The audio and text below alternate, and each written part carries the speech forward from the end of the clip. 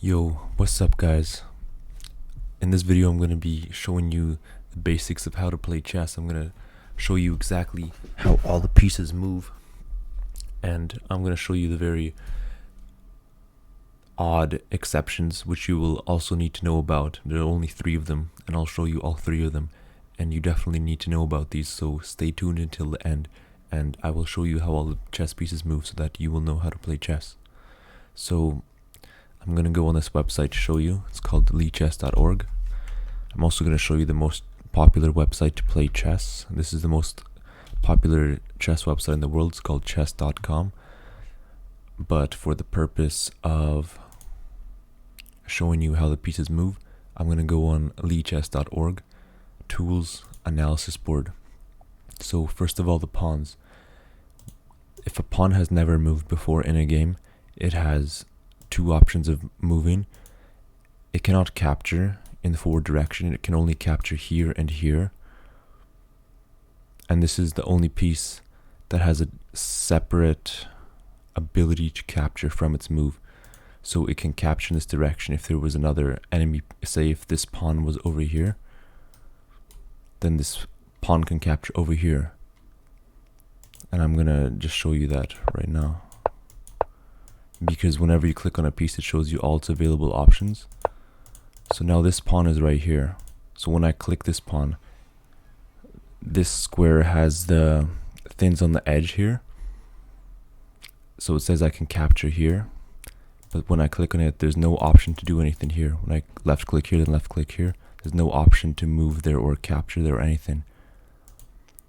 So I can take this like this. This is how pawns capture. And they can jump forward 2 times on their first move, as you can see by the option there. But then every subsequent move for the rest of the game, they can only move 1 square forward. And they always capture on these 2 directions, but they can't move in these 2 directions unless there is an enemy piece which they can capture on the turn in which they're moving. Okay, so that's the pawns. Then most of the other pieces are much simpler. I'm going to go into the bishops. Each bishop starts on either the black square or a white square. 1 bishop for each type of square for each side. So basically they just move diagonally in all 4 directions. Pretty simple. You can see you can go this way, this way, this way, this way. And this one can go this way, this way, this way, this way. And then they can't go over other pieces. The only piece that can do that is knights. Knights can jump over both your pieces and the opponent's pieces. So this knight can be developed by jumping over these pieces. So knights are pretty tricky. Bishops are simple. They just move in each direction. This piece is blocking it, so it can't go here or here. But if this piece moved forward, then it could go here. There's one other thing I should tell you about pawns too, I guess. If pawns are like this, they can't capture each other and they can't move forward because it's blocked from moving forward. It cannot capture in this direction. It can only capture here and here. And then same thing for this guy over here on the other side. So knights. Knights are pretty powerful one in the center of the board, because when I click on this, it shows you most of the squares this knight can attack. Knights can attack all of these squares. That is, when you go up and then left, or up and then right, 2 squares up, then 1 square left, or 2 squares up and 1 square right. And this knight can attack all of these squares here. Like, it just depends on wherever they are on the board. Whatever spot it's in, you go 2 squares in one direction, then 1 square in another direction. The knight can attack that spot. Go 2 squares in one direction, 1 square in another direction, the knight can attack that spot. Go 2 squares in this direction, 1 square in this direction, the knight can attack this spot. Or you go 1 square in one direction, 2 squares in the other direction, the knight can attack this spot. 1 square in this direction, 2 squares in this direction, the knight can attack this spot. That's the best way for a beginner to calculate where the knight can move, but over time you'll just know the radius and you'll just be able to quickly see where knight is able to move with practice. But for now, you should just remember that a knight can move 2 squares in one direction. It can attack and move onto squares that are 2 squares in one direction from the knight, and then 1 square either to the left or the right, or 1 square in one direction, 2 squares to the left or right of that square.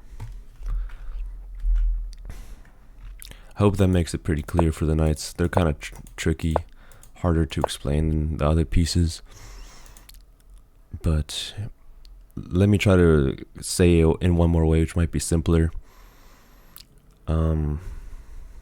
Whatever square it's on, it can move like this, this, this, this, this, this, this, this, in this radius. It can move like this no matter what square it's on. So with this knight, these are all the available options for this knight to move.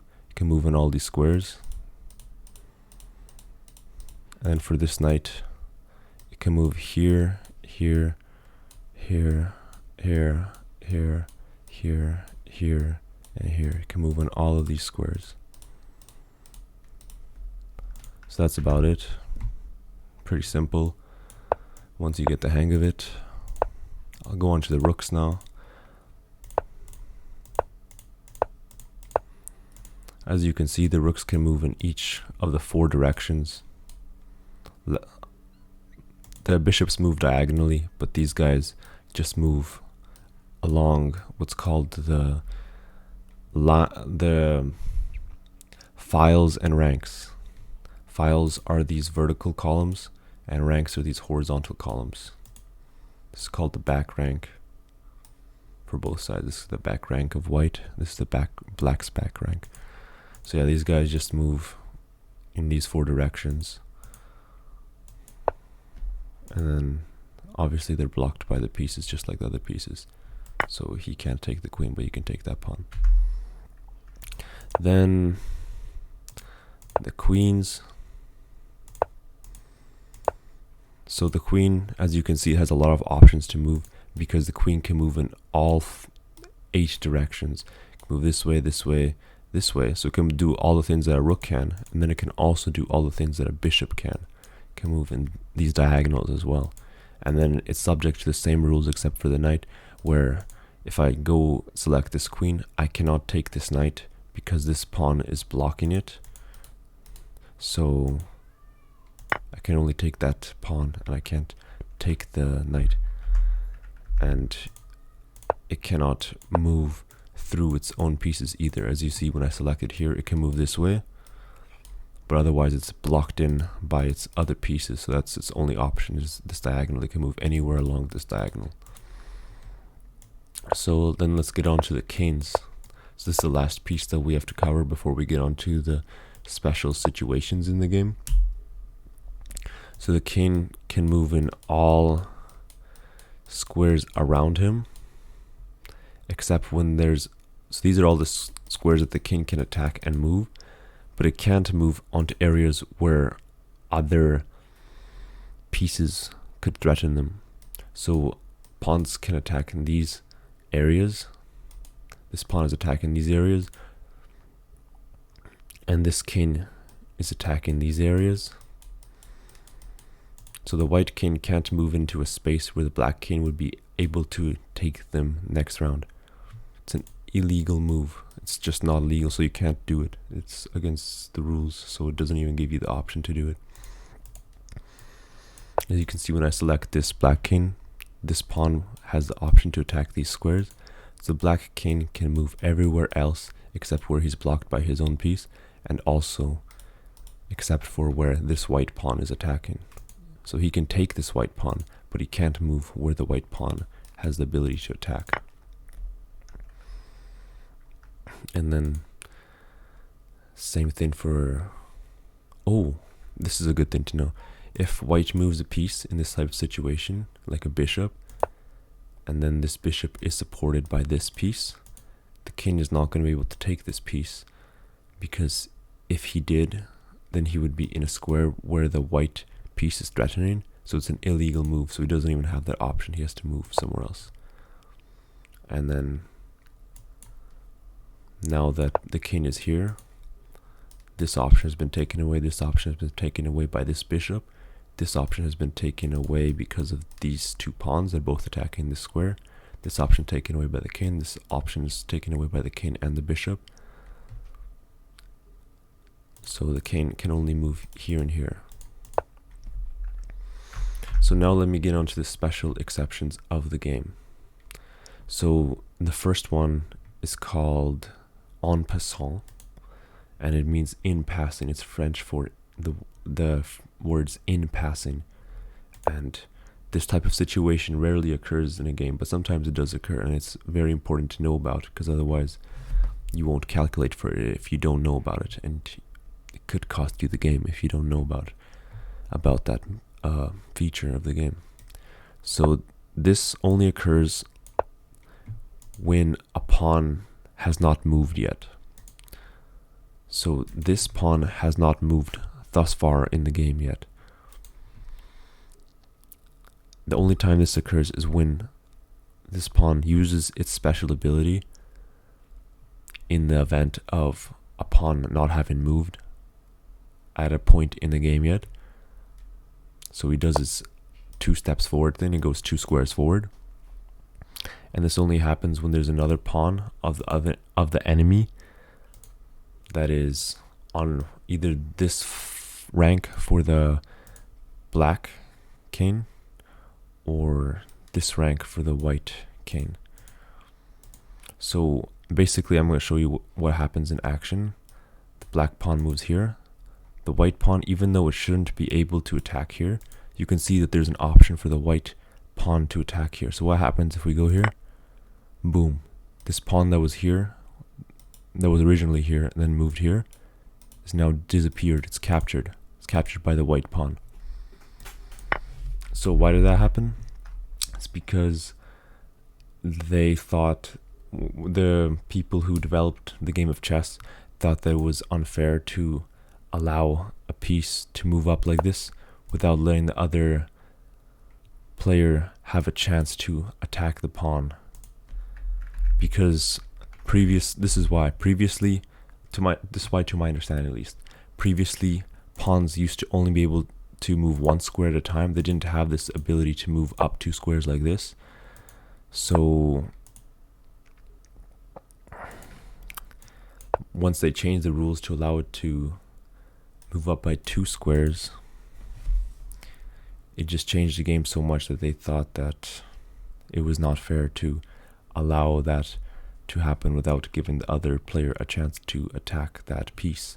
So that's why it was changed, and the rule still holds true to this day. So now that move is legal.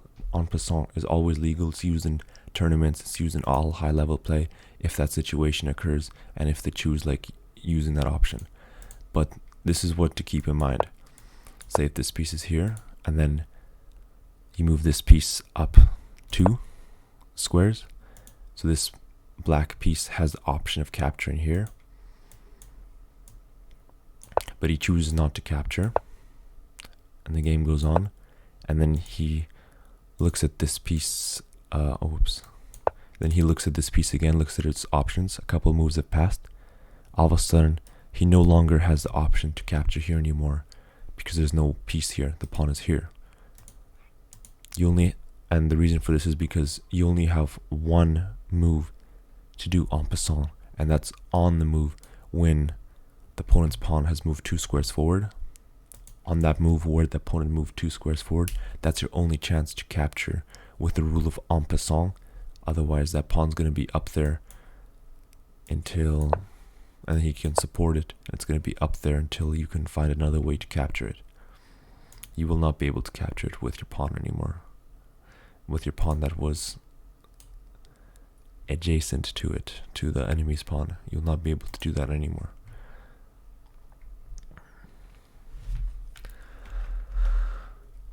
So I hope that's clear. Just to reiterate one more time, just to make sure it's absolutely crystal clear. Basically, en passant, this pawn is here, and the other guy moves up 2 squares. Then the guy has an option to capture the pawn that just moved up 2 squares, if he's adjacent to the pawn that just moved up 2 squares. Okay, and then the last thing to know about for knowing how to play chess is about castling. It's called castling. So what is castling? It's the king's ability to move into safety. I'm going to castle right now on this move. So that was a castle right there. The king moved over 2 squares and the rook moved over 2 squares. That's a castle on the king side. There's also what's called a castle on the queen side, which is the last thing that I'll explain. So how does castling work? Castling works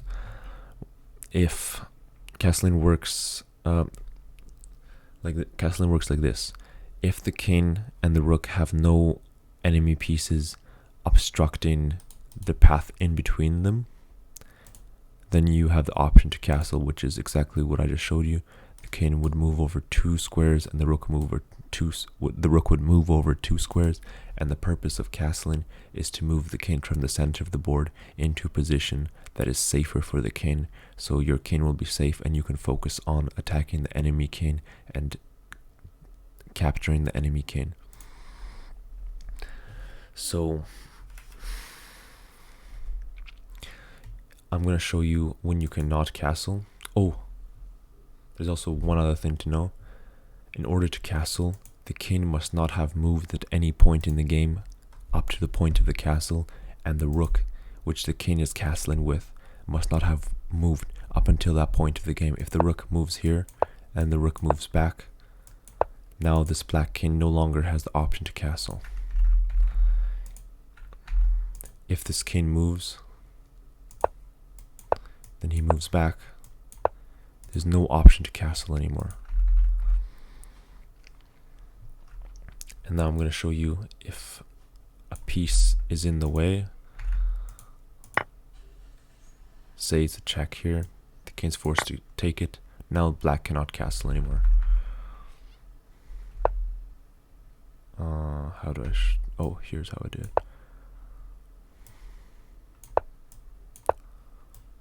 There we go.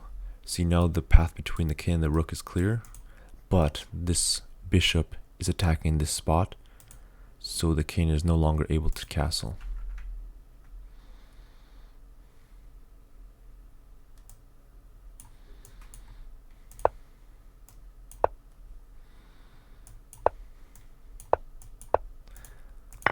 And now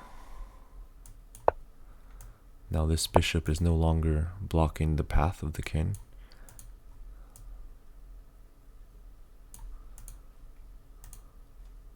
What the heck?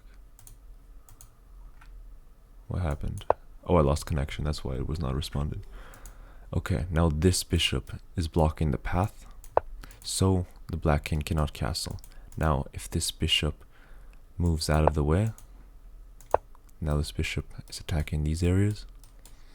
That's the influence that the bishop has on the board. It has the influence over these areas. Now the black king can castle. Okay, and there's just one more thing to know, which is castling on the queen side. So all of the same rules that apply to the king side castling procedures also apply to the queen side castling procedures.